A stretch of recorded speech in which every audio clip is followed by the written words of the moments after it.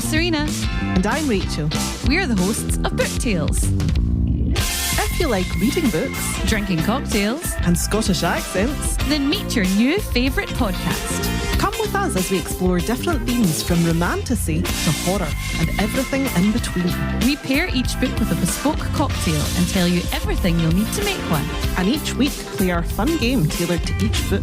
Find Book Tales wherever you get your podcasts. So grab your book, grab your booze for Book Tales.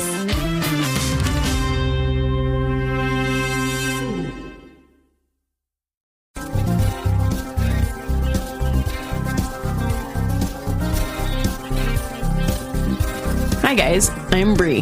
And I'm Alli. This is Offscript. If you think about it, books are potential scripts for movies. When this adaptation happens, typically it's disappointing because they went off script. In this series, we will be talking about how off script they went.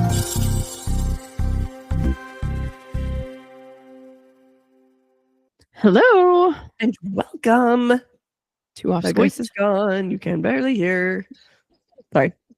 To Off Script. A podcast. Yes. Where normally we compare books to our movies. But today is a very freaking exciting day. So exciting. I'm like so freaking nervous for this day. Oh my gosh. It's going to be great. It's going to be fun. I've literally been texting Alli all week, like, oh my God, it's Saturday. Oh my God, what are we doing? Like, oh my God, what? She's like, I can't sleep. I'm up till 2 a.m. I just am so nervous. I'm like, what is happening right now? Why? Well, I think what happened was my brain kept pushing it. I was like, it's not for a while. It's way in December. And then this week, like Monday, I think, obviously I knew. I was like, okay, our interview's coming up. And then I think it was Wednesday or whenever I was texting you, like, I can't sleep. It hit me. I was like, oh my God, it's this weekend. It's Saturday. Am I prepared for this? I'm not prepared for this. What are we going to say? How am I going to act? What am I going to do? I think my brain was so focused on, so I had Riley's birthday party sleepover yesterday, and my brain was so focused on, I hope these girls are quiet during the interview. So that's where my stress was, and Bri's stress was about the actual interview. Yeah. But let's see how it goes. Yeah. Shall we? Let's. Wish us luck. But anyways, we didn't even say. I'm Bri. I'm Alli. And today we are interviewing Edward Ashton. The author. Yeah, go for it. Nope, you got this. Nope, you go. It's all you. The amazing author of Mickey 7. AKA Mickey 17. The movie. And coming out with a book after the fall. And really great book. You all should read it when it drops. And he's done in February. In February. He's done like 7 other books too, you guys. We have a legit author. I mean, not that our other authors have not been legit that we've talked to, but it is always mind-boggling when authors agree to come on to our itty bitty podcast. I think it's so sweet. I feel so freaking grateful. And I think this is like our previous authors. Yeah, I've been excited for them, but it's been mainly like your authors coming on. And so I think that made me excited. And once I realized, because for some reason I had it in my head that you didn't enjoy Mickey 7. And I was like, oh my God, I got another author that Alli's going to have to pretend to be like, oh, I enjoyed your book. And then I remember that I loved it. No. Then I listened to our episode and I was like, wait, Alli absolutely adored this book. I loved it. Then I got excited because this is a book that you and I both thoroughly enjoyed. So it like, yeah, I think that's where my nerves came in. So you guys, Edward Ashton wrote 3 Days in April, The End of Ordinary, Mickey 7, Antimatter Blues, Moll Goes to War, The Fourth Consort, and After the Fall. So, highly suggest. And are y'all ready? Let's do it. Let's go. We are here today with an amazing author. He has done works that we've covered, Mickey 7, turned into Mickey 17, and we are so excited to have Edward Ashton with us today. How are you? I'm great. Thank you so much for taking the time to speak with me today. I really do appreciate it. Of course. Thank you for being here. We're so excited to talk to you. We really enjoyed Mickey 7, and then I read After the Fall, and I absolutely loved it. I ate it up. I'm so glad to hear that. That book After the Fall is really one of those, authors talk about having a book of their heart. I mean, this is really one that's a book of my heart. So I'm really glad that you enjoyed it. Oh, I'm excited to talk to you about it then. This is gonna be fun. I'm an audiobook person, being a single mom with littles running around. So as soon as the audiobook drops, because Bri got release of the book. So as soon as the audiobook drops, I'm ready to go for it. Well, I will tell you up front, the audio edition is absolutely fantastic. John Ferrara did the recording, same person who did the recording for Mickey 7 and several of my other books. Cool. And he just did an absolutely fantastic job. In particular, the voice that he gave to Martok. Brianna knows what I'm talking about. He just absolutely nailed it. Absolutely nailed it. It was. I talked to him afterwards, and he said it was one of the hardest recordings he'd ever done because talking like Martok hurt his throat, and he had to take a break like every chapter to sort of drink some chamomile tea and rest in between. But whatever he did, he absolutely nailed it. So I'm really excited to for you guys to listen to it and see what you think. Yay! Oh, I'm excited. I can't wait because I have such a clear vision of how I hear all those characters talk. So I'm excited to see what he brought to life. That'll be fun. I really loved him. So I listened to the book first for Mickey 7, and then when watched it and Robert Pattinson's voice, I was like, that's not correct. I know what he sounds like. But so Robert had his own take on it for sure. Yes, he did. He had an idea of what he wanted to do. Yes, he did. And he went with it. He really did. What's hilarious? So my boyfriend is not a fan of Rob, whereas I am. So I was really excited for this movie. Like I had heard about this forever ago when it first got optioned, and I was like, yes, can't wait, excited. And so I had been waiting for it. Then we saw a trailer for it in theaters, and my boyfriend turned to me and he was like, you know what? His voice sounds hilarious enough that I'll watch it with you. Well, I hope you liked the film. I hope it held up for him. He did. Yeah, he did. He really liked it a lot, actually. I was surprised because he doesn't like, not that it's an alien film, but it's got the creepers in it. And so those creep him out. Yeah, exactly. But he said, he was like, I actually enjoyed it though, like surprisingly enough. Well, I will tell you, Bong made the creepers a lot more cuddly in his movie than they were in my book. They were. Oh, really? Okay. If you look at how I described them in my book, they're much more horrific than the way that. Yeah, that's what I thought. I was like, I feel like I'm not imagining the same thing. Yeah. But I guess this is a good segue. How do you feel that they did compared to your book? That's a question I've gotten a lot. Yeah. My first answer is, so you're asking if me, like a mid-list author whose book was adapted by the most famous director in the world, was I satisfied with the work that he did? I mean, what kind of a monster would I be if I said no? Right. It's Bong Joon-ho. I mean, the man's a genius, and he did what he was going to do. But the more serious answer is that I've never thought that books and movies are things you ought to compare one to the other. They are different art forms. Yeah. What you can do on film is entirely different than what you can do on the page, and it's not a one-to-one translation. And so any movie that's adapted from a book, I see as a completely separate work of art that's in conversation with the original. I actually got a question from someone once. Did I feel that the movie had ruined my book? And I mean, the answer is, number one, you're out of your mind. Number two, my book's right there on the shelf. It's fine. Right. The movie did nothing to my book. I can go read it right now, and it's just the same as it was before. It's right. It's a different interpretation of the same story. And anytime it's like a band doing a cover of a song. You know, they bring their own things to it. They bring their own interpretations. You know, Jonathan Colton's edition of Baby Got Back is very different from Sir Mix-a-Lot's interpretation of Baby Got Back, but they're both great works of art. You know, you have to appreciate them for what they are. Yeah, for sure. Plus, like, every single person, like, I'll read a book and Allie will read a book, and we always have a conversation about it, obviously. And I feel like the two of us have such different views in life and like where we are in our life that we read the book and get different aspects of the book thrown at us. And then we come together and we're like, oh, I didn't actually pick up on that bit that you caught.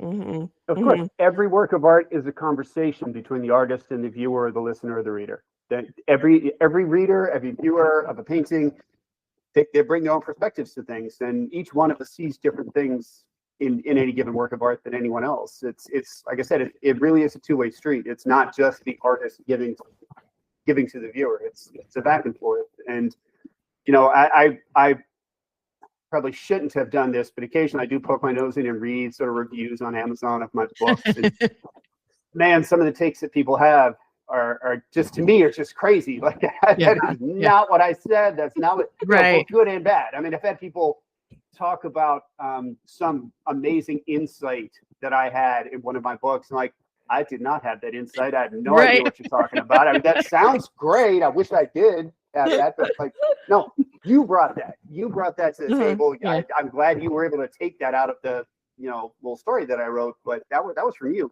And the same thing with some bad things. I mean, I've had people implied that I was saying this or that, or things that are maybe not so great, and like, no, I didn't. I don't think that way. I didn't write that way. You're bringing your own stuff to the table here.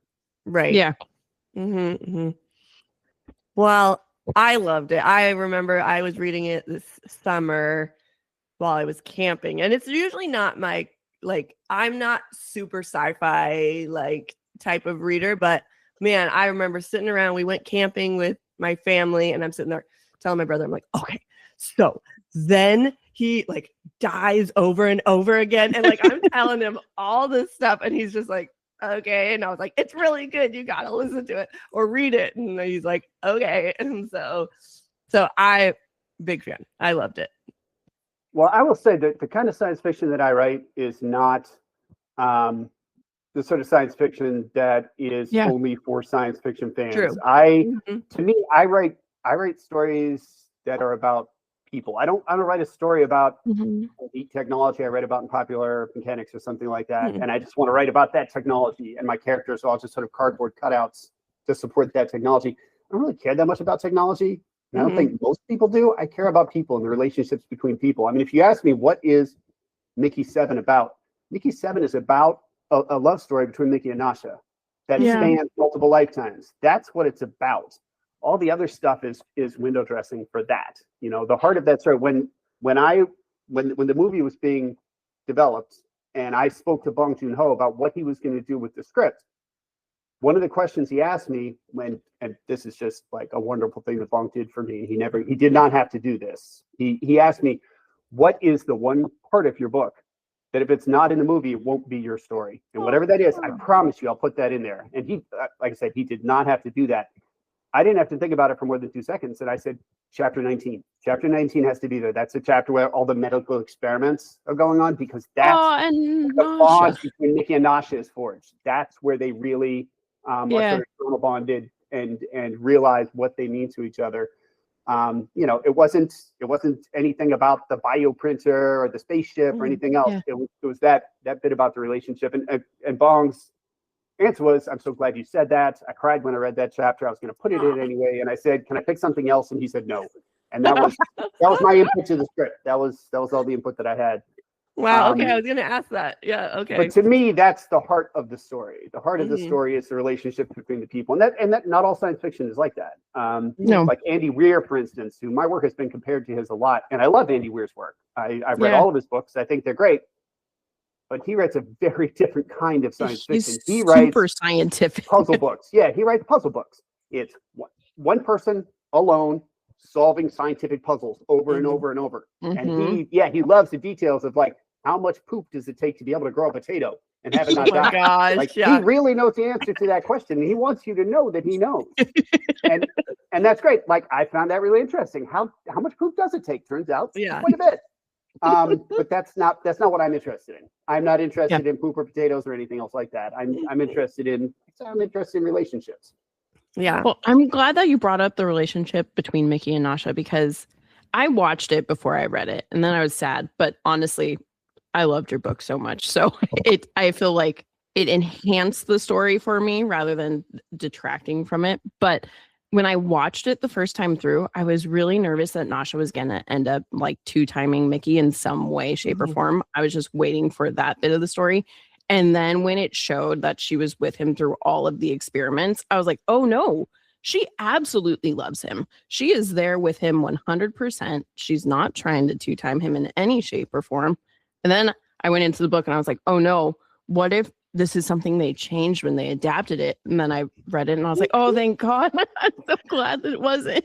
I will say it's so refreshing because there's so many books now. They add that twist of the love or, best friend, or I mean, I guess the best friend was kind of slimy in this one, but the love just turning on the main character. And I was so happy that was not how this happened.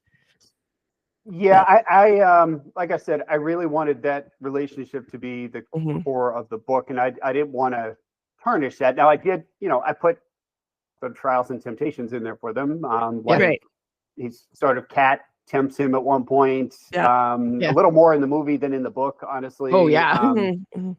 They have, because if there's no option to be bad, it's no credit to you that you're good. Right. You know what I'm saying? I love that. So you have to. There's an old saying that you can't be peaceful, for instance, if you're not actually capable of great violence. Because if you're not capable of violence, you're just harmless, and that's not the same as being peaceful. Being peaceful is choosing to be peaceful, and being true to Nasha has to be a choice. Like he has to have had another choice, and he chose Nasha, and same for Nasha. She had other choices and she chose him. And that's what makes it meaningful. If they were just like two people stuck on an island and nobody else was around, then what does it really mean at that point? Yeah. Right. Exactly. I love that. So so you said how involved you were with the script, but were you involved at all on set, or nope, they were doing their thing?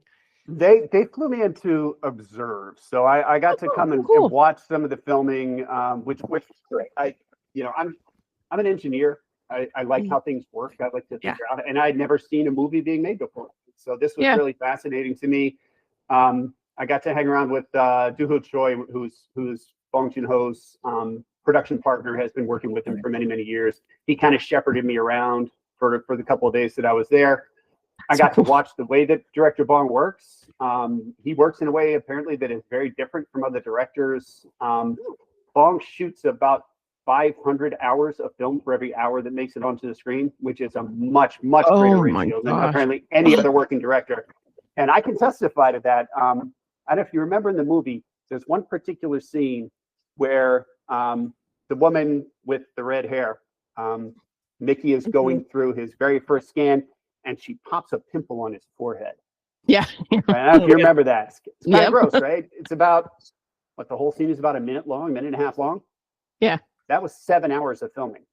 Oh They my repeated gosh. that scene over, and I watched them do it. Wow. And Bong's like, okay, now I need you to raise your right elbow by about 3 centimeters and drop your left hand by 2. And then he films it over, and he does it from another direction because he wants every frame of his films to be composed like a painting, balanced in form and structure and color, so that every single, it's not just the movie is a work of art, but every single frame is a work of art in and of itself, where you could just like capture that frame and put it on the wall. He's really, really particular about that in a way that, many other directors, from what I was told, are not. And so it was just fascinating. It was also really interesting to me because they did this movie with practical sets. That was not CGI. All that stuff there, that was all built out. Really? Like the snow was salt. They were dropping salt on them the entire time that they were doing the snowstorms. And the vehicles, those were actually built. The engineer who built them took me in. Like I said, I'm an engineer. I like how things work. The two of us like crawled into the inside of these machines, and he's pointing out to me how he took a farm tractor and turned it into these things by switching the gearings around and reversing the drive shaft and blah, blah. They practically had to pull me up on my feet from underneath this thing because we were just like geeking out in there. And like, you can't spend Like, I just want to be right here. underneath the flitter. That's not okay. So, Oh my God. it was an amazing experience. It really was. It was a once in a lifetime thing that I will absolutely never forget. So now knowing this about Bong, are you glad that he's the one who signed on to adapt your film? Like, do you feel almost like, I don't know how to describe what I'm trying to say, but like, is it almost like a sense of pride or like thank you for taking my piece of art to make it your piece of art? Absolutely. Not only because I feel like my book is one that could have gotten really misinterpreted and handled really badly in the hands of the wrong director, the wrong script writer. I got asked a lot of questions during the production process about, well, are you nervous? Are you afraid of what they're doing to your baby? And my answer always was the same. This is Bong Joon-ho. No, I'm not nervous. Like this guy, he and I, and this is something I learned from being able to spend time with him over the course of the process.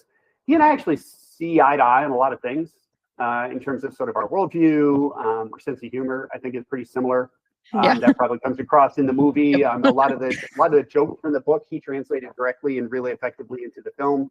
He added some bits in the film that I wish I had written in the book. You know, that were really good bits, but fit tonally because like he and I have similar ideas on those sorts of things, and on some of the social commentary stuff. Also, he and I see really eye to eye. Whereas somebody who had maybe different views might have misinterpreted what I was saying and put something out there that I would have been less happy with. So no, I was absolutely thrilled start to finish. It was really an honor to be able to work with someone of that stature and magnitude. And I will never say it. And also, and I said this before, but I will repeat this as many times as I can. Bong is one of the kindest and most genuine people I have ever met. Like while I was there on set, they said he's incredibly busy, right? They're in a really tight production schedule. They had 90 days to get this whole thing filmed. Wow. He took an hour out of his day to personally tour me around the set and show me all the stuff that he had built. And at one point, he reached over, he grabbed a little piece of the scenery and tucked it into the back pocket of my pants and leaned into my ear and said, "Don't worry, they won't notice. Just take it home." Oh my gosh. I mean, I'm going to show you this. I don't know if you can see that. Yeah. Oh, yes. Ashton PD. I don't know if you know. Oh my gosh. The name of the town where Alan Manikova did his serial killing was Ashton. Like that was like a little Easter egg for me. And he made this badge for me. This is like a heavy duty police badge, and he gave it to me at the premiere. And now it's like sitting in a place of honor on my desk. Again, there was no reason to do that. None at all, except just to be.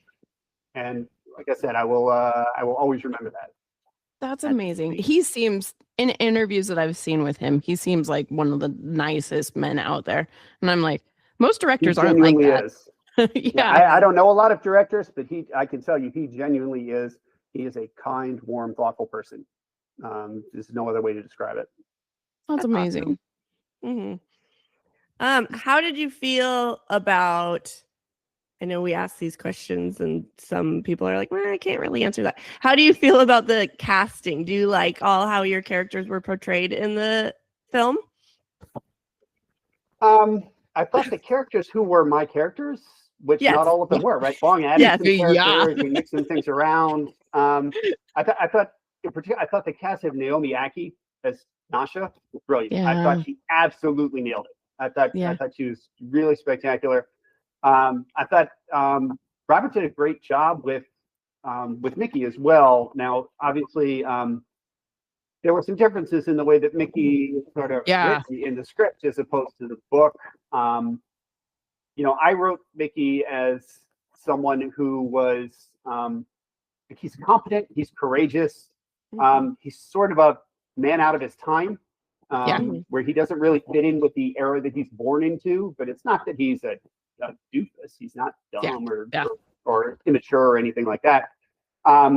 Bong took it a little bit of a different direction, and there were reasons he did that from a plot development standpoint. There were some stories he wanted to tell that were a little different than the story I told, and so he had Mickey 17 in particular, sort of a pathetic character. I think Bong actually described him as being a pathetic character, which is not how I wrote Mickey in my book, and Robert had to play him in a very different way because of the way he was written in the script than he would have if you were playing him straight as he was written in the book.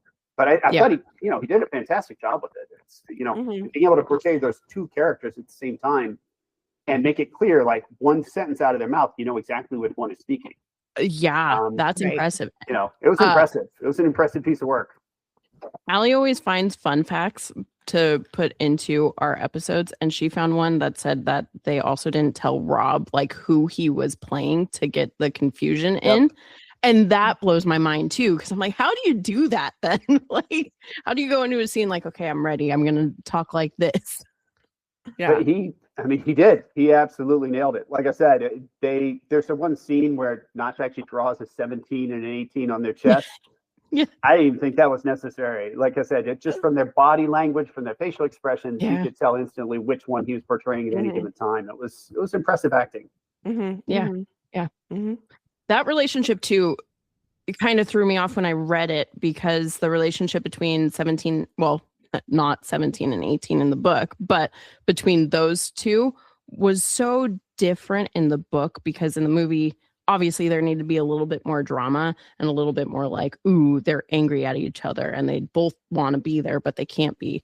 Whereas in the book, they were like working together, like, yeah, let's try and actually both survive this. Yeah, well, like I said, he had some different stories he wanted to tell.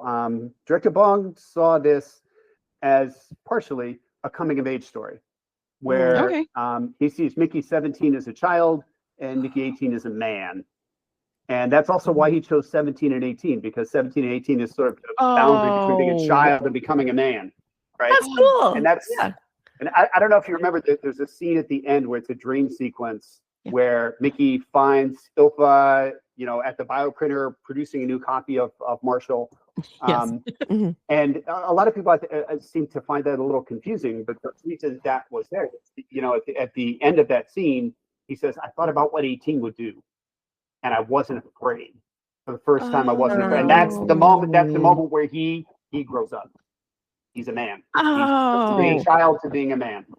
Wow. I so took it that's completely differently. But again, that's not a story that's not an aspect that was in my book. That's not something I wanted to explore. That's something that Bong brought to the story himself, which is great. He's he was going to interpret the story the way that he wanted to interpret it. But that's why the characters had to be so different in the movie as opposed to the way they were in the book, where what I was talking about in the book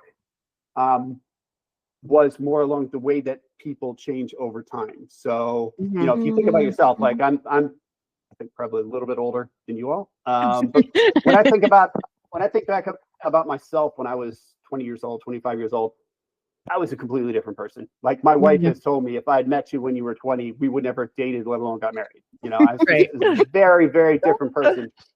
And if you're that different over 25 or 30 years, it stands to reason that you're actually a little less different over 5 years, or over 2 years, or 1 year, or 6 months, or 6 weeks. We're continuously changing. We're becoming different people all the time. And Mickey 7 and Mickey 8 are only separated by 6 weeks. But those are like some traumatic things happening in that 6 weeks. And I wanted to show, even in that short period of time, they're slightly different people. They're not radically different. They're mostly the same still, but they have a little different outlook on life. And that was something I wanted to illustrate in my book. That was not an avenue Bong wanted to pursue in the movie. He had other stories he wanted to tell. Yeah.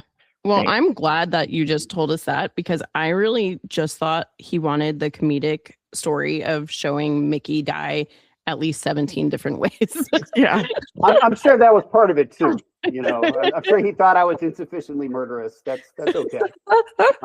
And it was a fun sequence, right? Where they're shoving down the corpse hole over and over again. I mean, that was fun to watch. But yeah, there was something deeper behind it than that. That's awesome. Very cool. Very cool. Well, is there anything else about Mickey 7, or should we move on Jump into to After the Fall. Yeah. Hey, it's your show. Okay. Go for it, Bri. All right. So, to start us off with After the Fall, is there anything that you just want to talk about for a little bit before I ask some questions about the book itself? Sure. I mean, I for those of your listeners who have not read the book, which is presumably all of them, considering it doesn't come out until I would February. assume. So After the Fall is my newest book. It's my 7th novel. It is published. It'll be released in February. It is set in a future where there's been a catastrophe, a sort of environmental catastrophe on Earth. 99+% of all humanity has been wiped out. The survivors have been subjugated by aliens who have come and sort of picked through the wreckage and formed their own little colony here. And as you can imagine from that setup, it's basically a lighthearted buddy comedy that centers around an effort to get a new bed and breakfast off the ground. So it's like all my books, it is a dark comedy, but I think it's got some serious things to say as well about power differentials and relationships, and if you can really form a friendship across sort of vast differences in power and social structure. And so it was a really fun book to write. And like I said, it is a book that I have a deep emotional attachment to for reasons that we can go into if you want to go into that. But let's see what you guys took from it, what questions you might have. Yeah. Well, first, I love your writing because I really thought Martok was going to, again, be a jerk at the end of the book. And then I was like, oh, no, you're just a sweet, bumbling guy who I just want to go and give a hug because you're trying to help, just not in a great way. He's doing his best, he's doing his best, which is all any of us can do. Yeah. Okay. So I have such a hard time when I'm reading. I've learned I think in words. So when I'm reading, it's really just words that I see rather than pictures. So I was trying to envision what the Greys are. And I kept just assuming they were big owls. But then the walrus tusks would get described. And I was like, hold on.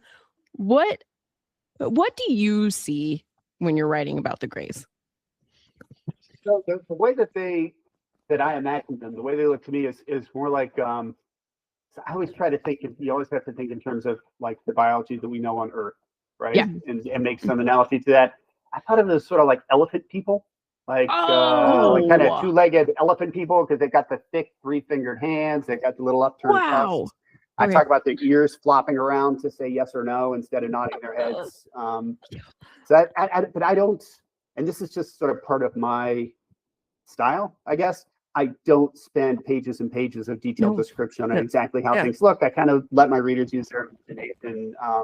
Some people love that. Some people it makes them mad. But that's just kind of how I think, and so that winds up being how I write. I think I like that because kind of like what we talked about already, it's a relationship with your reader. You're letting them create what they can from your book. Exactly. And giving them the story of it rather than just being like, okay, so point blank, here's what it is. And once in a while you realize that you made a real connection. So there's a special edition of Mickey 7 that they did from Fantasia Press. They did a limited edition where it's all signed and numbered and whatever. And they commissioned an artist to draw the cover for that and paint the cover for it, which most people don't do right now. Like Macmillan, when they do your covers, they've got a graphic designer, not an artist. They're drawing a scene from they're kind of taking images from the web and putting them together and whatever. But this guy actually drew a scene from the book on the cover of the book, and he had the creepers in there, and he drew them point on exactly how I imagined. Wow! Whoa! Precisely, absolutely nailed it. Which tells me apparently I described them adequately because he absolutely nailed it, and they are horrific. The way he drew them, they're like I said, bongs are just like cuddly bunnies compared to the way that this guy drew them, and he was right. Like I said, the artist there really nailed it. Which I also almost think is I almost wish that the creepers looked creepier in the movie, because then it wouldn't be so obvious that they were trying to help. Because I'll tell you why he did that. That was a deliberate choice. I mean, everything that director Bong does is a deliberate choice. There is nothing random that happens in any of his films. Everything in there is there for a reason. So he did realize that he needed the audience to be sympathetic to the creepers by the beginning of the third act. The audience had to be sympathetic, or else the third act means nothing. And so in my book, I wanted it to be really hard for the reader to sympathize with the creepers, because part of what I was writing about was this question of like, who gets the privilege of being thought of as a person? Who gets a privilege of being something or someone that we don't want to kill because it's got its own agency, it's got its own personhood? Bong was taking a slightly different tack to that, and he was showing the creepers as potential victims. And to do that, you have to have the audience sympathize with them. And visually, the audience would have had a really hard time sympathizing with them the way that I drew them, the way that I wrote them up. So he had to soften them up, and he gave them those sort of elephant eyes, those big expressive elephant eyes. Yeah. And they're kind of furry and kind of the babies in particular. Like, they had plushies of the babies at the premiere, and like I wanted one so bad. They were so cute. I didn't get one. I would have loved that. Yeah. So like I said, there was a reason that makes sense. That actually makes so much sense. I feel like Allie said this to me at the end of it, because Ender's Game is one of my favorite books, and my favorite part about it is at the end when he realizes like, oh shoot, this whole time I've been killing the aliens for real. This wasn't a game. And she was like, it kind of felt like that at the end, where it was like, oh shoot, these guys aren't really like something we should be killing. Like, why are we trying to go after them? So I loved that. Yep. So, similar themes, as writers, we're all standing on each other's shoulders. And, I'm sure Ender's Game was probably in the back of my head somewhere when I was writing those scenes. Yeah. Okay. Back to After the Fall. So what's funny is when I showed Allie the cover of it, she looked at it and went, oh, is that the gray? And I was like, no. And then she's like, well, how does this tie into it? And I was like, I don't know. I don't know if this actually does tie in, or what are your thoughts with it? Like, did someone come up with it for you? No, as an author, you have no input into the cover. Right? Oh, I didn't know that. The marketing department at the publisher puts out the cover, and they send it to you and say, this is the cover of your book. That's it. We do not get input. In a couple of cases, I've had them ask, like, do you have some ideas for what we ought to do? And I'll give them my thoughts, and then they either do it or they don't. I actually had some ideas for the cover for After the Fall, which they did not use at all. Kind of completely ignored it, which is like, they're right. It's the cover is considered a marketing thing, not an artistic thing or part of the author's work. And they have a marketing department, and they do what they think they can do to best market the book. In terms of how it connects, there is, you may remember in the book, there's a little bit of discussion about humans and how they relate to the Greys, and they talk about wolves, right? Yeah. And the feral humans they talk about are like wolves, and John and Six are just like dogs, right? And so what they're trying to do with that cover is like, this planet used to be owned by wolves, right? The feral humans used to own this whole planet, and now they're gone, and all that's left is just sort of the memory of them. Okay. So that's what that kind of bust of a wolf in a suit was on the front. That makes sense. I was thoroughly confused when I got to the end, because when I had showed her it, I was like halfway through it, and I was like, so far I don't like totally see it, but maybe. And then I got to the end and I was like, I feel like I'm surprised. I didn't realize that authors just didn't get to be like, hey, this doesn't tie into my story at all. Can we do this? I will say, one of my friends saw the cover and and had not seen the book. And the first thing she said was, did you write a book about furries? If so, I don't know if I want to read it.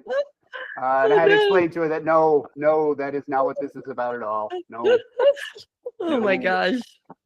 So, but that's my second book. The cover is a piece of corn there's a big piece of corn on the cover. Oh, And I got absolutely roasted about that one. I mean, I got Oh, so no. much grief from different people about the corn cover. But like I said, as an author, that's totally out of your hands.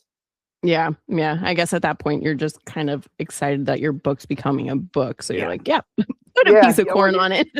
You know, I'm sure like if you're John Scalzi or somebody, you can call their marketing department up and say, no, you're going to change that. But like, I'm not at that place in my career. I can't. Yeah. I don't have that kind of juice at this point. I can't do it. Yeah. Oh my goodness.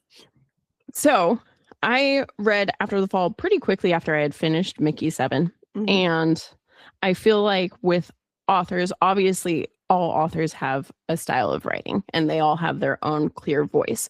But like when I read Stephen King back to back, I feel like I'm not even changing books because it's all the same writing. So I kind of went into After the Fall assuming I was going to be reading just a different version of Mickey 7. And after the like second chapter, I realized that it didn't even feel like you're writing. Like obviously it did, but it wasn't like I was jumping back into Mickey 7.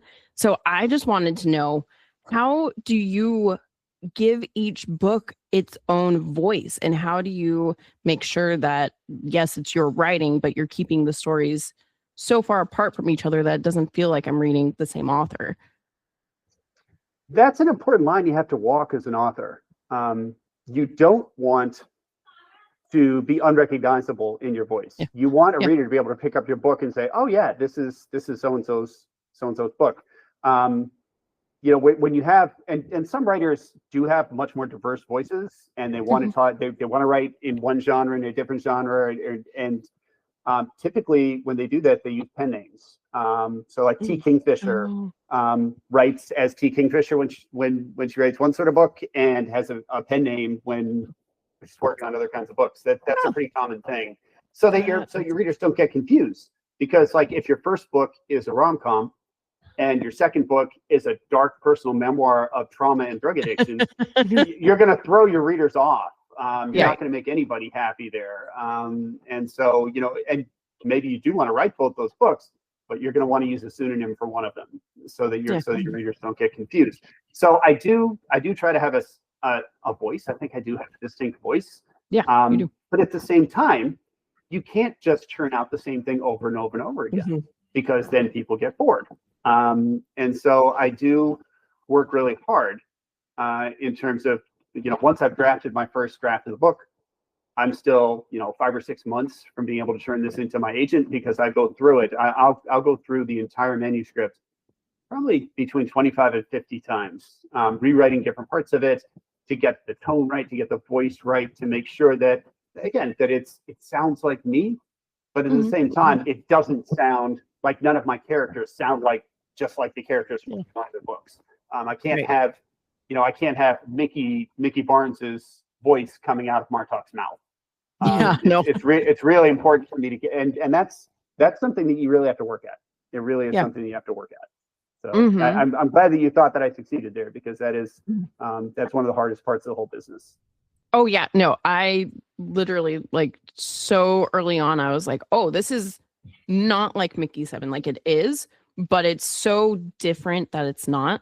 And honestly, like 3/4 of the way through the book, I realized, I was like, I'm a fan of him. Like, I will read any book he writes. I've loved Mickey 7. This one's amazing too. Like, can we get more? Well, like I said, I've got I am under contract for 3 different new books right now. So I'm writing 2 books at the same time right now, which I've never tried to do before. That's a real challenge. Well, I'm contracted with 2 different publishers. One's with my UK publisher and one's with my US publisher. So yeah, it's a challenge. It's a little bit of a balancing act. I was gonna say, how do you switch? I was just going to ask, like, now that we're talking about your voice, how do you then go and write 2 books at the same time and make sure that you're like, okay, this is your story and this is your story? So one of the things that's, and this is, you know, also that relates to the question of like, how do I do this while also, I don't know if I mentioned this, I'm a cancer researcher. That's my what? No, awesome. So I run clinical trials. That's amazing. How do you do Yeah. that and write books? Well, see, that's the answer to the question is that, I feel like we've all got like little superpowers. We've got little things that we do different or better than other people. One of the things that I'm able to do is I'm really good at switching focus from one thing to another. So, I can be taking a call with like the lead scientist from some big pharma company talking about like KT inhibitors and blah, blah, blah, blah, blah. Hang up from that. I got 15 minutes to my next call. I pop up on my laptop. I was in the middle of a sentence. I remember exactly where I was in that sentence. I remember exactly what I was saying and what was going on in the previous paragraph. I can bang out 200 words in that 15 minutes, close it back up, and then be ready for my next call. And I can do the same thing, switching back and forth between different plots. I can keep that stuff straight in my head. I have a lot of author friends. That is not how most people operate. Most people we all have our own processes. And I'm not in any way saying my process is better or worse than anybody else's. It's just, I think it's pretty unique to me. I've never met anybody else who works quite the way I do. In some ways, I would love to work the way some of my friends do. It sounds like it's a lot easier in some ways, but I'm juggling a lot of stuff in my life, and this is the only way this is going to work for me. So that's so impressive. I forget what I'm thinking half the time. So the fact that you can just jump right back into what you were writing and remember everything, that blows me away. Well, here's the thing. Like I said, I feel like everybody has their things. And when you see somebody who's really good at something, it's a pretty good bet that they've got a big deficit someplace else, because we've all got the same 3 pounds of goo inside of our heads. It's just you can allocate it to different stuff. So yeah, I can do that. But then just as an example, at my work, there was a woman that I'd worked with for probably 6 or 7 years. She had been my assistant coach on my daughter's basketball team. Oh, wow. She tinted her hair, and I introduced myself to her and welcomed her to the team when I saw her in the office. Oh, no. I had no idea who she was. None. This was somebody I'd known for 7 years. And literally, like, she didn't do a total makeover. She literally put in highlights. I was like, "Hi, welcome. My name's Ed. I'm blah blah blah What's blah your blah." name? And she's like, "You idiot! Oh my You God. idiot! I've known you forever." Oh no. So like there are definite like chunks of my brain that should be doing things like recognizing your coworkers that have just been like reallocated to do other stuff. That's amazing. Yeah, that's wonderful. So I have a question. We talked about how with Mickey 7, your like what you were writing was how people can change. So with After the Fall, what was the story that you were writing? Because to me, it was literally like I took away, honestly, John and Martok's relationship. Like John was very much like, I am just his pet. I am not someone he cares for. And that changed over time. It took a long time for it to change, but it changed over time. And that was my favorite part of the story, because I loved Martok from the start. And I was like, John, just realize he's good. So that is the story that I wanted to. So I told you this is a book that has a really deep emotional resonance with me. So I had a dog named Max. I had him for 16 years. He was my best friend. Every time I went to sit down, he would like flopped on me. He followed me everywhere I went. When I lost my mom a few years ago, Max and I disappeared into the woods for 12 hours and we just walked. And I lost him 2 years ago. He was 16 years old and he'd used up all his dog juice. He didn't have any left. And that was that. And when that happened, I started thinking, I knew what the relationship that I had with him was to me, but I didn't know what it was to him. And I wanted to explore, like, what was that relationship like for him? And that's what I was writing from John's perspective. Not that John's actually Martok's dog or anything, but like they do think of each other that way in some ways. They do have that power imbalance, just like there was a power imbalance between me and Max. If I wanted to go for a walk this way, Max didn't get to like have a voice and say, no, I want to go that way. We're going the way I want to go because like I'm the human and he's the dog. And in a lot of ways, that's not fair. right? Yeah. Maybe Max had really good reasons he wanted to go that way. Maybe there was some really smelly deer carcass over there that he really wanted to check out. But, but I got to overrule him, and that's not super fair. And that sort of power differential. Can you have a real friendship when there's a complete differential in power like that? That's the question I wanted to explore. Oh my gosh. I love that. Dogs just are like made my me love the favorite. relationship. Oh my gosh, I'm such a dog person now. I'm just like, okay, can't wait. I'm gonna audiobook this like crazy. I'm so excited. Okay. All right. So, if you were to adapt this book into a movie, who would you want to direct it, and who would you cast for the lead parts of it? That's really tough. I don't really Also, know would you many want directors. this adapted? Oh, I think it would make a great film. Honestly, Yeah, I I really do. think it would make a great film. I don't even think it would be that difficult to film because there's only a couple of sets. Yeah. You basically got the house in the woods. You got the woods. You got some of the characters are kind of monstery. Yeah. So that might be a little tricky, but like they make Gollum, they can make Bartok. That's Exactly. I would hope. put some white ping pong balls on somebody and throw some CGI in it. That shouldn't be too tough. But yeah, a few years ago, I would have said maybe Andre the Giant would be pretty good for Martok. He's unfortunately shuffled off his mortal coil, so that's not going to work anymore. I don't know. Maybe trying to think who would be the biggest oafish actor that I can think of right now. It's like I'm like I said, I'm more of a book person than a movie person. So I don't have a lot of names that I could throw out. And like I said, directors, I don't know directors. I don't know. Yeah. I know Bong just because I know Bong. At this point. But if he wants to direct any more movies about my books, like God bless. But I think he's probably done all the Ed Ashton books that he's going to do in his career. So he's like, this is the only one I wanted. We're good. Yeah. There you go. Yep. That's just like me. I'll do like, this was directed by this person. Bree's like, wow. And I'm like, I don't know who that is, but okay, great. Yep. So famous. I have a degree in film. And so if I wasn't that like into that world, I would think that, I would have been trying to follow the wrong career path there. But well, I know a lot more about film now than I did 5 years ago, but that's still not very much. Still not very much. Yeah. Well, I just think it's amazing that they actually flew you out, because we've asked a few authors now who've had their books adapted, and most of the time it's like, no, like we got asked if we wanted to get it made into a movie, and that was it. And that blows my mind, because it's like, how do you take someone else's work and just be like, okay, it's mine now, bye.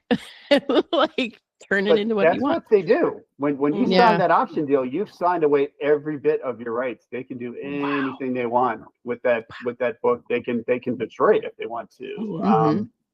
And there's literally nothing that you can do. But Warner Brothers, I will say, was like super nice to me. It wasn't just that they flew me out. Like they flew me first class. They had somebody waiting for me, and my wife. They brought my wife along too, paid for all of her stuff as well. When we landed in London, there was somebody waiting for us at the gate. Like, I didn't know you could even do that. Waiting at the gate to escort us through the secret security line, where we didn't have to go through immigration and customs like all the normal people. They took us through the special, like, celebrity whatever customs place where there's nobody there, and we just walked straight through. They had a handler there who was assigned to just take care of us the whole time we were there, take us wherever we want. They put us up on this like $4,000 a night estate outside of London. It was my wife was like, I don't think I can ever travel again after this. Like, I've been ruined. Like, I can't go back to Coach now. I can't. She's calling Warner Brothers. Hey, can you book me a trip? I gotta go over here. No, it was amazing. And then they flew us out again for the premiere, of course, and again treated us like gold. I mean, it was just really the entire experience was so positive. There was just amazing. I cannot think of a single negative thing about the entire process. Oh, that makes me so happy. Awesome. Like that makes me happy for you, because I know. Well, thank you. I've talked to quite a few authors now who have had quite the opposite experience. Yeah. I know it's not typical. I know the experience I had was not typical, but it was Like I said, there's just absolutely not a single negative thing I can say about anyone involved in the entire process. That's amazing. Cool. We had 2 listener questions about After the Fall, but you pretty much already talked about them. It was, what was your inspiration for After the Fall, and what is the main theme of the book? So we know now it's your dog. Kind of hit on that, yeah. Yeah, just a little bit. I love it. Is there anything else that you want us to know about After the Fall? The big thing is that it's a thinky book a little bit, like all of my books are, but it's fun. And my first thing, whenever anyone says like, what was your goal with this book? My goal with every book is to be entertaining. I feel like literature, if it's not entertaining, I'm not out here to teach you lessons. I'm not out here to like impart a philosophy to you or something like that. I'm not out here to give you science facts. You know, there are some science facts that pop up in my books, but only in service of being entertaining typically. Yeah. So it's a fun book. You'll get some fun little philosophical stuff stuck in there, but like mostly you'll have a good time if you read it. And that's, to me, that's the most important thing. Yeah. Oh yeah. I ate it up. I finished it in a week, and I just was like, I'm in love with this book. I love these characters. I can't wait to see what's going to happen next. This is insane. So I enjoyed it so much. I appreciate that. I really do. Yeah, of course. We are now to our wrap-up questions, which are kind of fun. They're in line with our podcast of comparing books to film. Do you have a favorite book to film adaptation apart from Mickey 717? So I can give you 2, depending on your definition of favorite. So in terms of my, one of my all-time favorite movies, which is a book to film adaptation, of course, is The Princess Bride. There are, you probably noticed in Mickey 7, there's a couple of Easter eggs in there. They're just like, shout outs to The Princess Bride. That's a movie that I've seen like 100 times, and that could makes me so almost happy. all of it, top to bottom. And the book is brilliant too.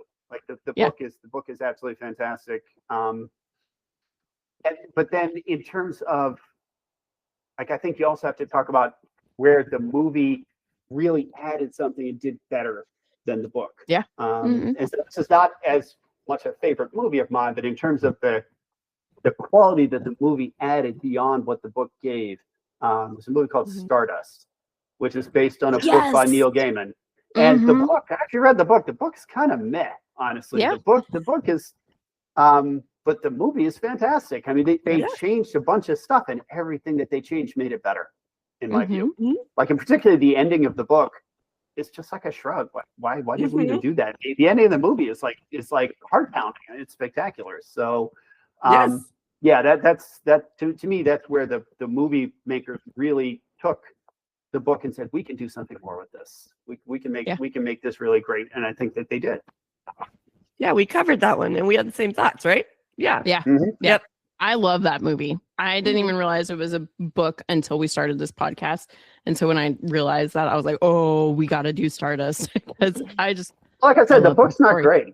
The book's okay. It's okay at best. Here's the problem with watching the movie first, because then I went into the book assuming I was going to get the same story.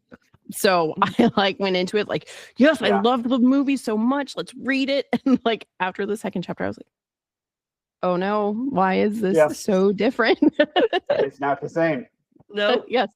Also, I'm so glad you said that about The Princess Bride, because there were parts in Mickey 7 when I was reading it where I was like, that feels like a Princess Bride nod, but I'm not sure. So I'm just going to keep going. For sure. I dropped a couple of those in there. I've got those scattered around through a lot of my work. It's like I said, that's a movie and a book that keeps up a big chunk of my brain space. I love it so much. Do you have a least favorite book to film adaptation? I do actually. So one of my favorite authors, one of my personal heroes, somebody that I grew up reading and have always kind of idolized, is David Brin. I know if you're familiar with David Brin at all.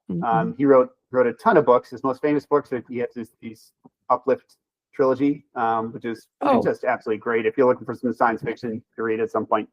But he wrote a book called The Postman. And The Postman it's a great book. It's a really thoughtful, intelligent book that has some things to say about society and et cetera, et cetera. And Kevin Costner took it and adapted it into a movie a few years back.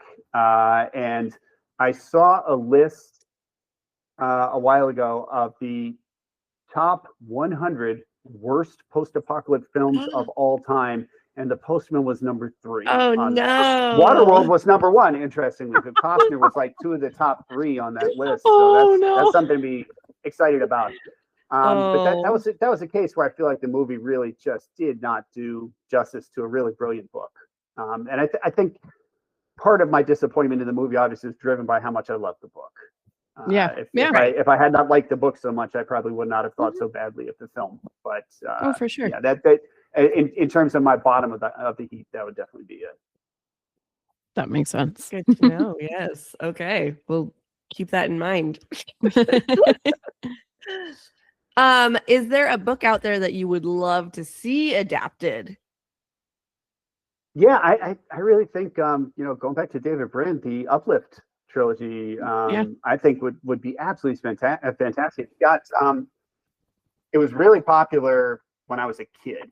So it's an older book, and they couldn't have done it at that time. I understand why you couldn't adapt something like that at that time. It's got a lot of creatures in it. Like a lot of characters are creatures. That makes sense. But like I said, you got CGI now. They can do anything with that kind of stuff. I think you could totally do it now, and I really it's this really sort of heart-pounding story. It's got this great universe world-building background, and it's got like characters where it's some sentient dolphins hanging around and some chimps that can talk, and it's just really, really fun cast of characters and a really interesting kind of backstory to the whole thing.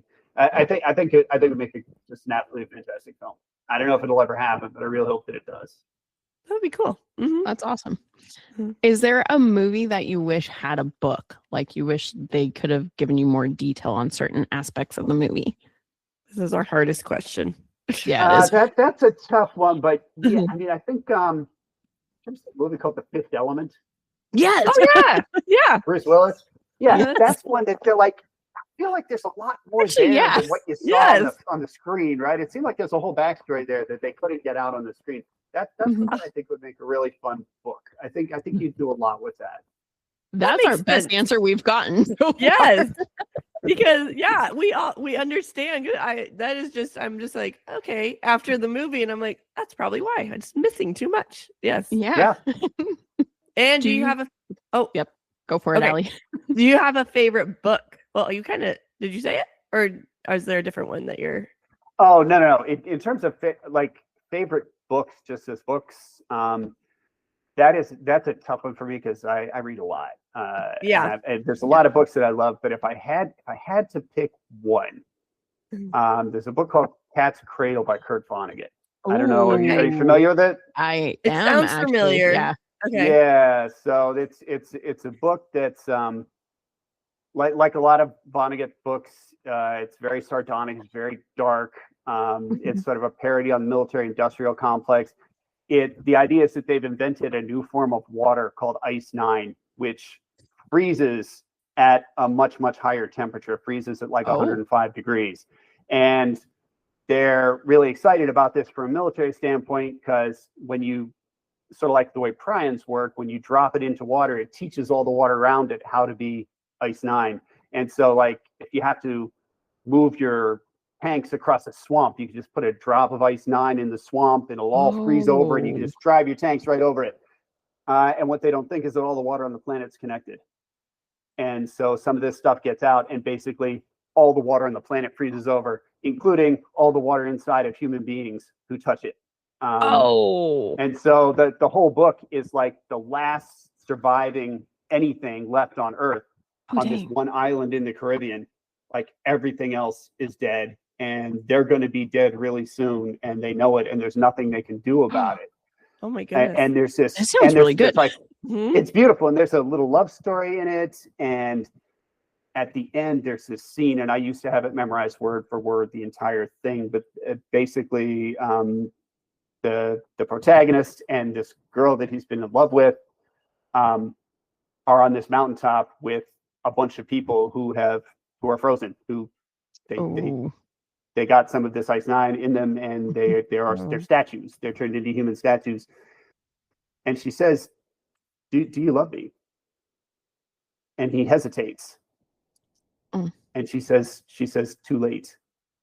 And he says, and she touched her finger to the ground. She laughed and touched her lips and died. Just like that. Just like that. No dramatics to it, no histrionics. But it is such a punch in the gut. It is such a punch in the gut. I mean, I read that the first time when I was probably 14 or 15 years old, and I can still remember how it felt to read that line. Oh, yeah. And one of the things that I thought when I read that was, I want to be able to write a line like that someday. Oh, yeah. And I will never be Kurt Vonnegut's. But we all have things that we aspire.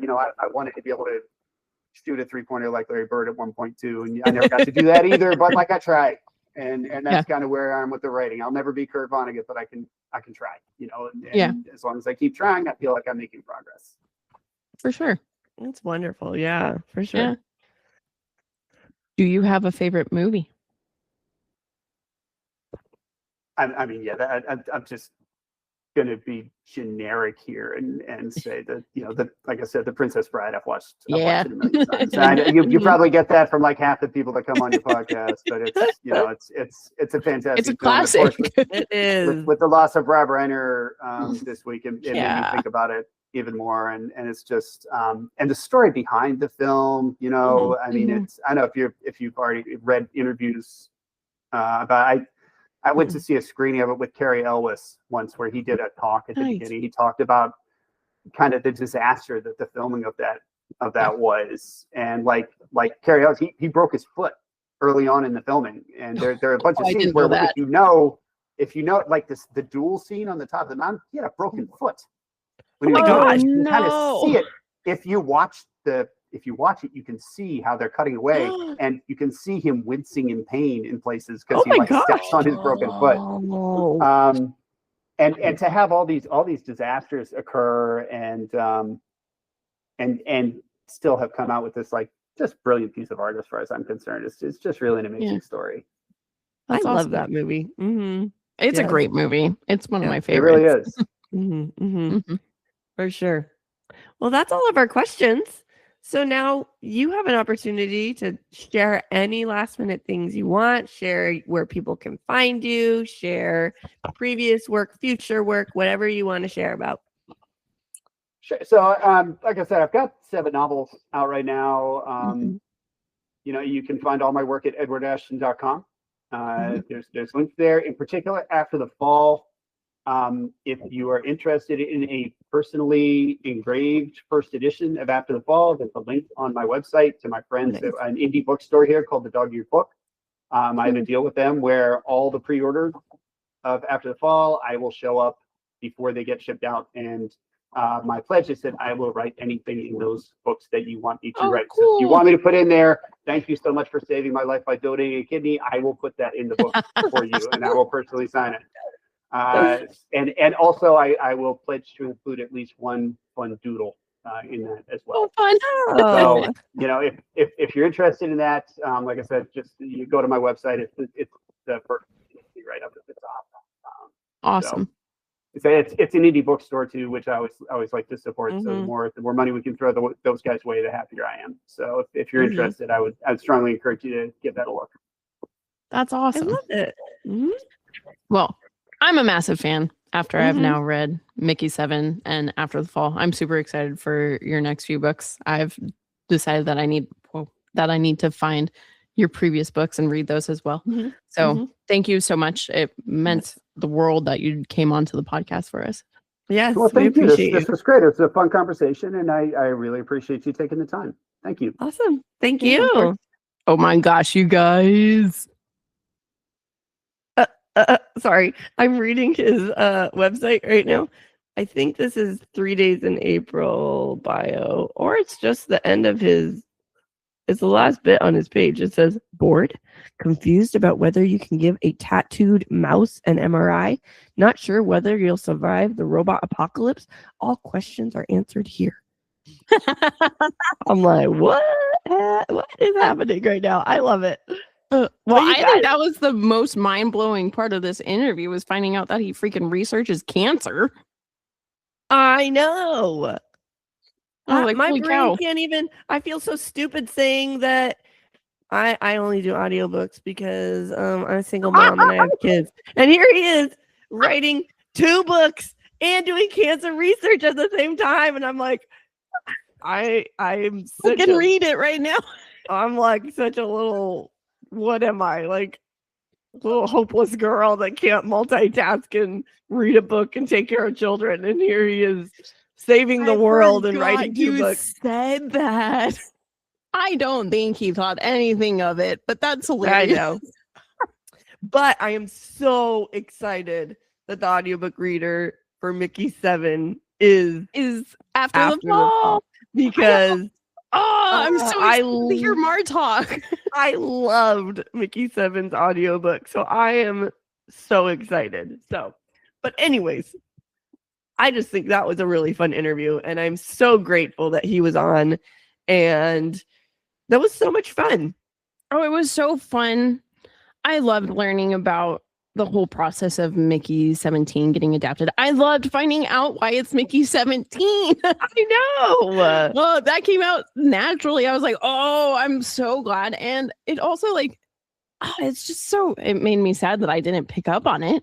I don't think I ever would have picked up on it. I've watched that movie so many times and I've never once been like, he went from a child to a man. I think it's one of those subtle things that directors like almost kind of do for them. So they're like, I know this. And it'll be cool if other people find out, but I'm not going to make it obvious. And so I liked it a lot. And so I thought it was very cool.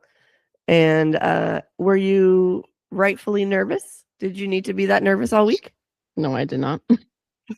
He was such a chill, nice, amazing person. That was I know. It was super fun. It was so fun. Oh yeah. And like I told him, I'm a huge fan of his now after finishing After the Fall. Like I was nervous reading it because we were doing this interview and I was like, what if I don't like it? I was also nervous because I'm trying to get ahead in our books for season 8 and was like, cool, I'm adding an extra book into my reading. And this is going to slow me down because typically my For Me books that I end up picking up to read sometimes slow me down because I think I don't have a deadline on them for when I need to be done with reading it. Whereas Offscript books, I have that like, okay, I'm trying to get through them. So I was nervous that starting it was going to slow me down for us. But after the second chapter, I put it down and I think it was the next day I was at work and I couldn't stop thinking about the story. And I was wanting to figure out what was going to happen next. And I was like, oh, I think I'm a fan of his work. That's awesome. I'm so excited for the audiobook. I also do not do other books because I have the same thing. And I'm like, I got to get through our Offscript. But I think I'm definitely going to pause and read. Oh, this one I think you should. Absolutely. I think you should. I think when I read it, it was the first time I've ever read a book that wasn't adapted that I thought, I think Allie would like it. Wow. So, okay. Yeah. I'll have to for sure. I'm excited for it. But yeah, I think that was fun. It was a blast. Again, Yes. Thank you, Edward, for being on our podcast. It was amazing. Such a fun interview. I loved it so much. And I assume this is coming out in January. So next month, y'all, go pick up After the Fall. February 24th is when it is released. What were you saying? I was saying thanks, everyone, for sticking around and listening. Hope you enjoyed this awesome interview. Yes, I did. Honestly, been one of my favorite interviews that we've done. It was fun.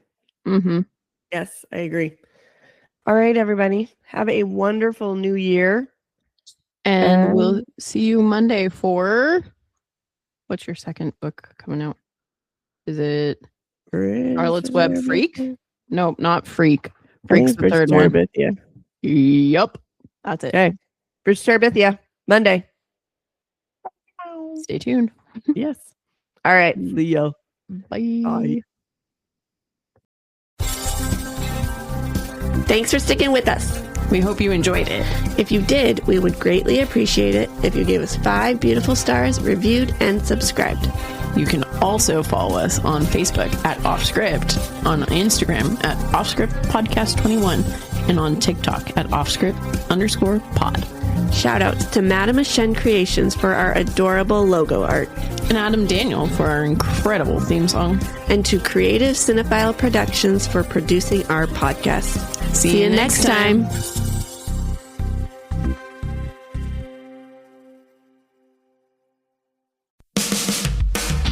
Hi, I'm Serena.